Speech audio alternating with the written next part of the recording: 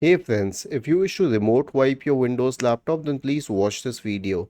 So first of all, search for this option Find My Device. Okay, open Find My Device and make sure that this switch is turned on. Now I'll tell you what happens when this switch is turned on. Let us say that your computer gets stolen. You can go to account.microsoft.com and locate it. Okay, so I'll show you account.microsoft.com and hit enter. Now the reason I'm coming to this website directly is because that option for Find My Device is usually checked by default unless you uncheck it when you are installing your system.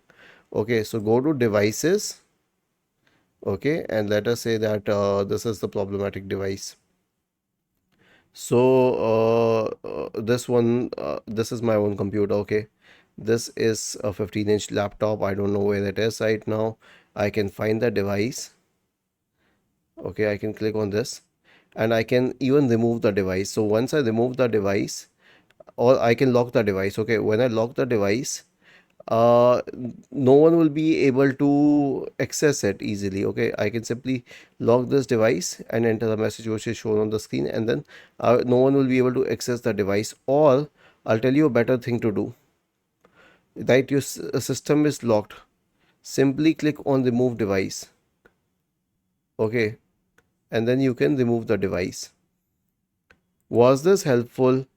If yes, then please subscribe to the channel, and if not, then let us know in the comment section of the video on how we could help you further.